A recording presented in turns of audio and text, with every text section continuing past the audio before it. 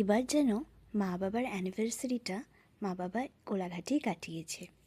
তো আমরা সেদিন ডিসাইড করেছি যে বাড়িতে কোনো আয়োজন করব না রান্নাবাড়ির। তো সেই কারণেই আমরা সবাই মিলে লাঞ্চ করতে গেছিলাম আমাদেরই এই সামনের একটা রেস্টুরেন্টে।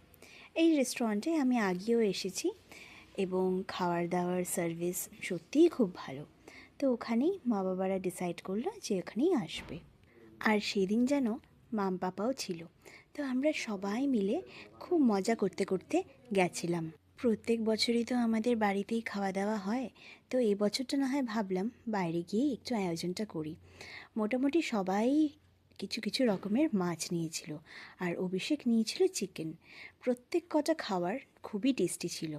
খেয়ে দিয়ে আমরা ফাইনালি বাড়ি ফিরে এলাম। আর ফেরার পথে যেন অনেক দিন পরে আমি ড্রাইভ করে সবাইকে নিয়ে এলাম।